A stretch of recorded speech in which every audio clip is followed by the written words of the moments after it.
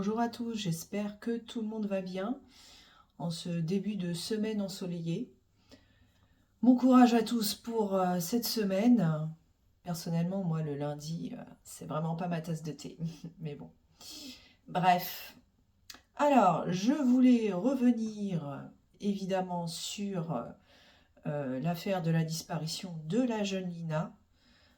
Donc affaire très médiatisée sans que pour l'instant on ait l'ombre d'une piste potentielle sur laquelle s'orienter nettement. Alors aujourd'hui je voulais aborder euh, l'angle des témoins. Donc les témoins potentiels qui se sont exprimés, à savoir l'ancien maire du village de Saint-Blaise-la-Roche, ainsi que le retraité, le septuagénaire, qui a affirmé avoir vu Lina à bord d'une voiture, sur le siège passager. Donc avant d'évoquer ces deux témoins, je voulais juste faire une petite aparté sur la seule personne qui jusqu'à présent a été plus ou moins suspectée, à savoir le fameux professeur de musique. Alors, le professeur de musique est un homme, comme il a déjà été dit, d'une quarantaine d'années, qui travaille dans un établissement scolaire pas très loin de là où il habite, puisqu'il est dans un petit village qui est à seulement quelques kilomètres de Saint-Blaise-la-Roche. Il vit séparé et il aurait un enfant, un ou une préado, dont il aurait la garde de façon très sporadique. Il est décrit par ses voisins comme quelqu'un de très discret, voire solitaire. Mais bon, on sait ce que ça vaut, les témoignages de voisins ne sont pas forcément bienveillants. Bref.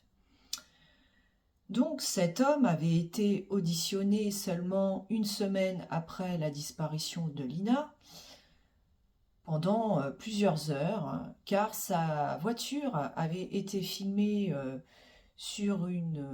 par une caméra de vidéosurveillance sur une portion de la départementale dans le secteur et à peu près au moment où Lina a disparu.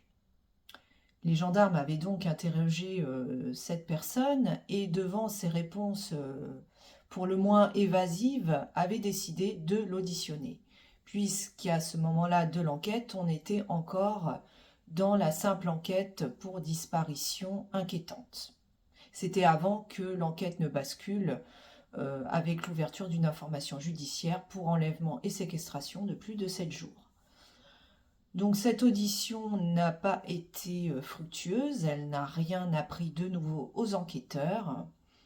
Et parallèlement à cela, évidemment, son habitation ainsi que sa voiture avaient été fouillées, la maison de fond en comble, avec prélèvement, voilà, la police scientifique avait prélevé de nombreux indices qui sont, je ne sais pas si elles sont toujours en cours d'analyse actuellement ou si on a eu les résultats pour voir si ça pouvait matcher avec l'ADN de Lina. Il avait notamment été utilisé du luminol, le Blue Star, pour détecter d'éventuelles présences de sang sur les murs à l'intérieur de la maison. Apparemment, force est de constater que cela n'a rien donné.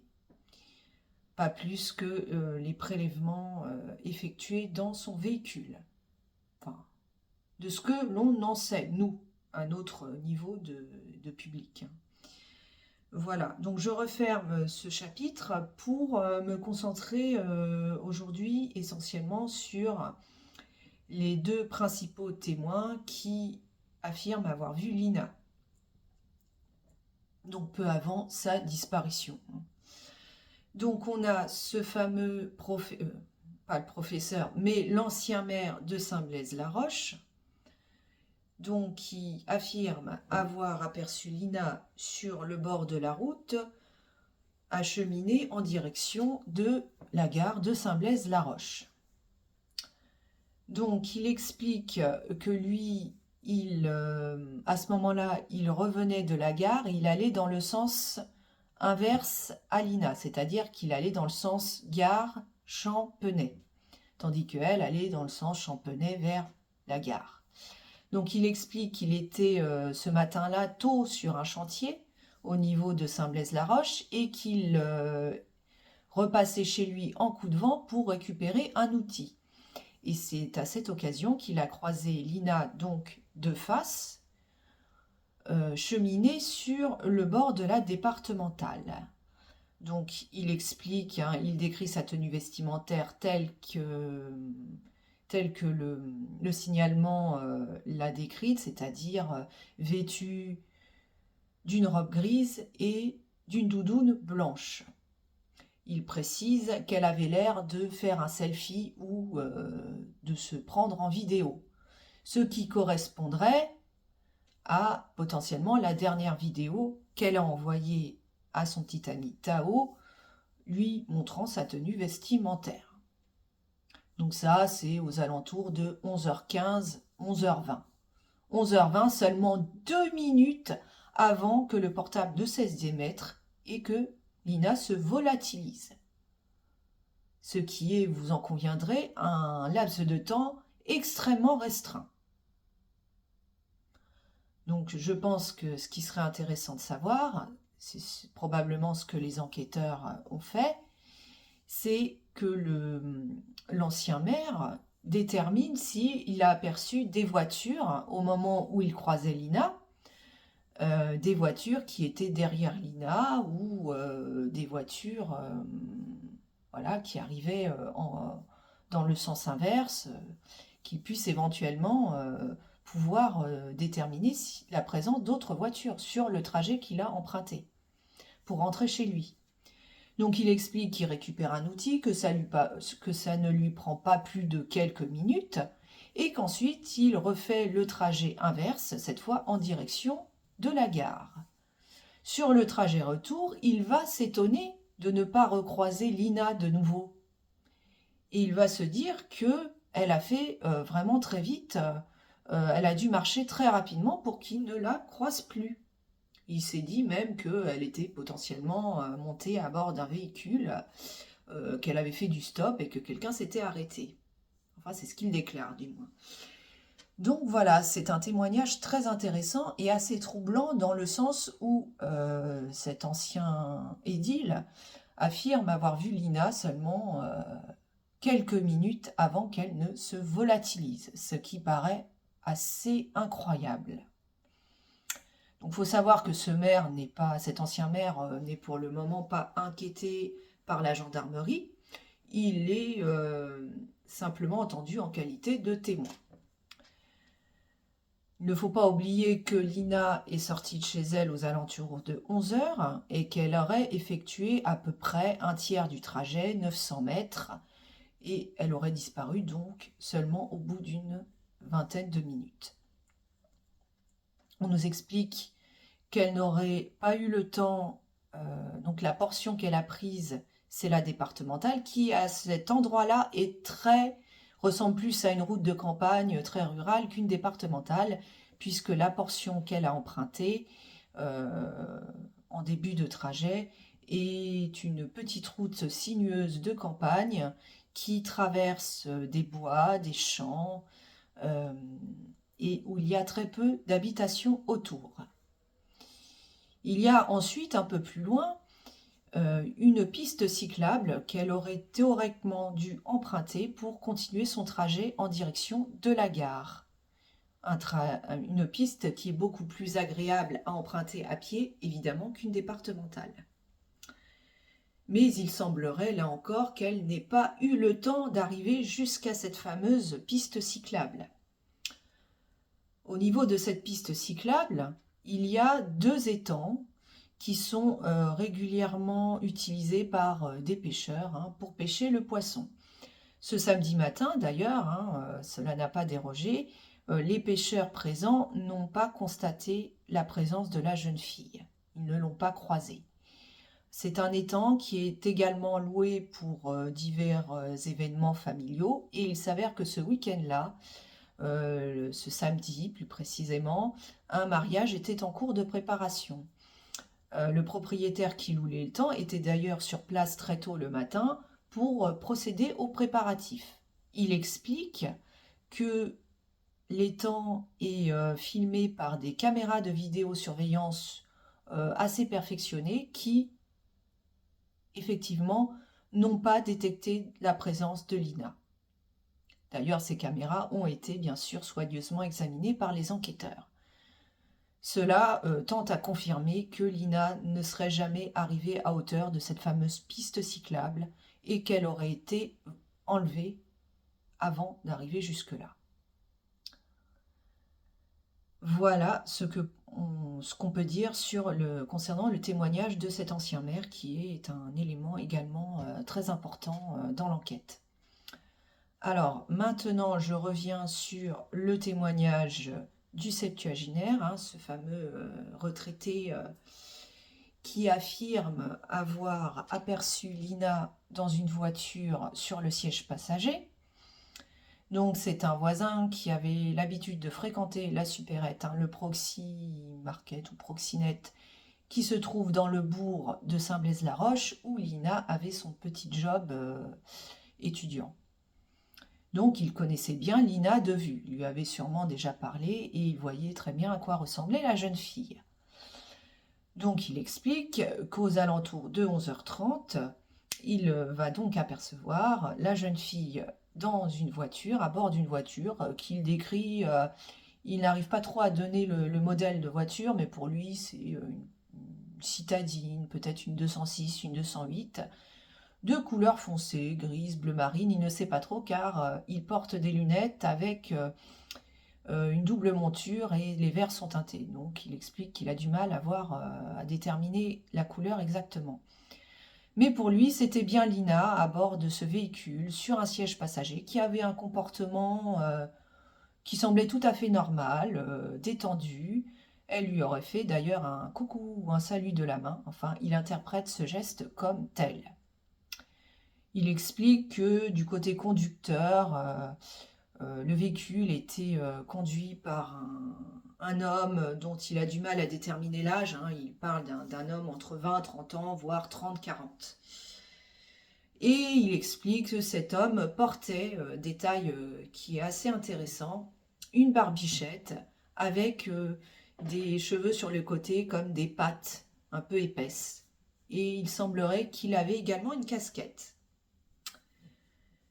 Alors, il faut savoir, hein, petite coïncidence, hein, hasard ou coïncidence, le père de Lina, effectivement, correspond peu ou prou à cette description physique, c'est-à-dire qu'il a une barbichette, des pattes de chaque côté et une casquette. Maintenant, si vous allez par là, Tao a également une barbichette, donc on ne sait pas trop qui est ce conducteur.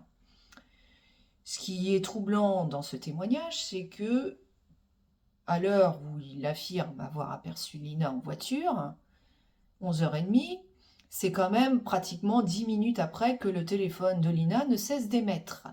On a du mal à comprendre pourquoi son téléphone aurait été brusquement éteint si la jeune fille était montée à bord du véhicule de son plein gré. Quel intérêt elle aurait eu d'éteindre ce téléphone ?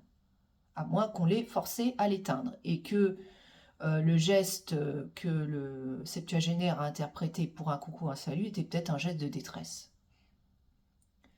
Ce qui est intéressant aussi de noter, c'est que ce véhicule n'allait pas en direction de la gare, mais au contraire avait remonté la départementale en passant par Champenay et allait dans le sens inverse en direction de Strasbourg.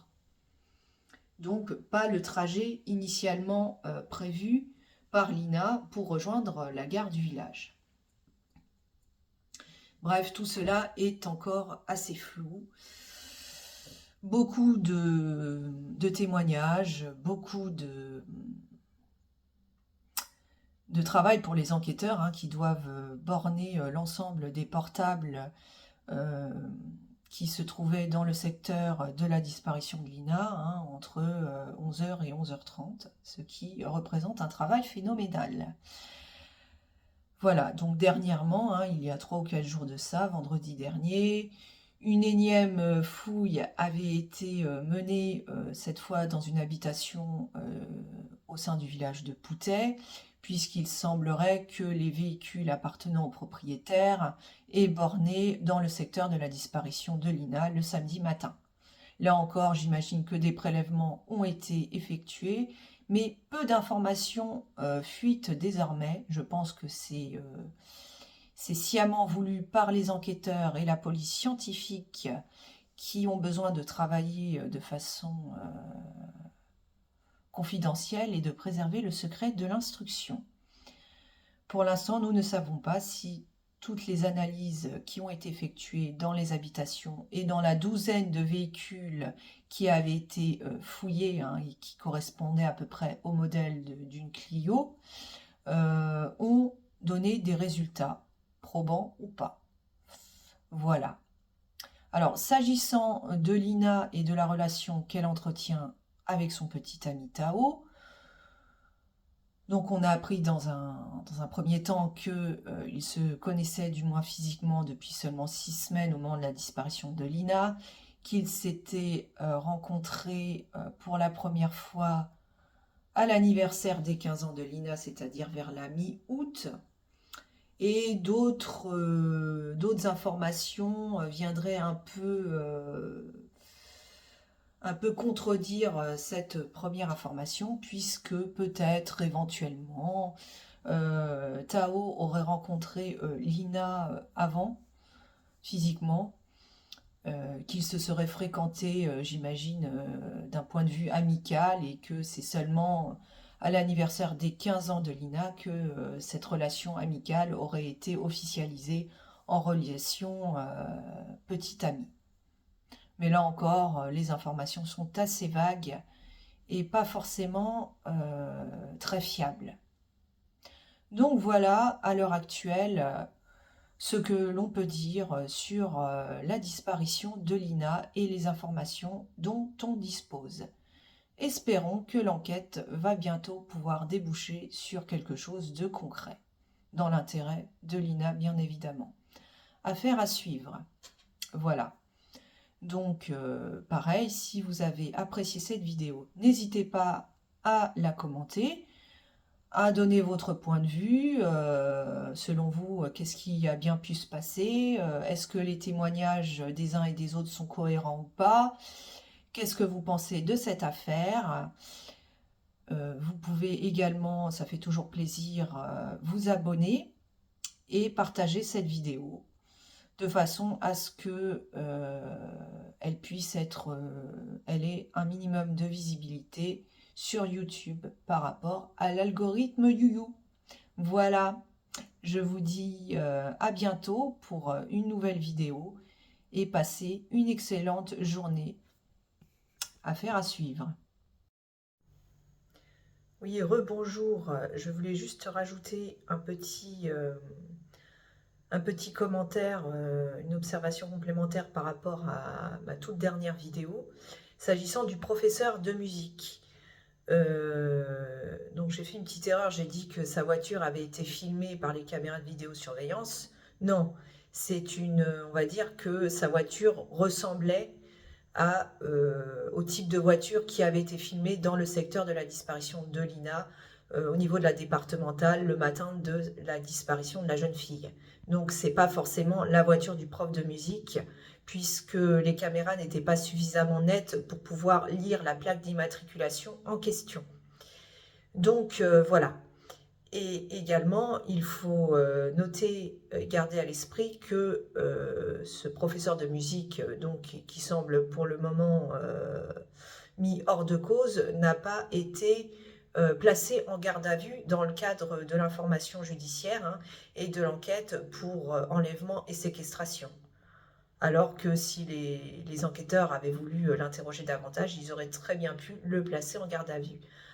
À l'heure actuelle, il semble que pour le moment, personne n'ait été placé en garde à vue.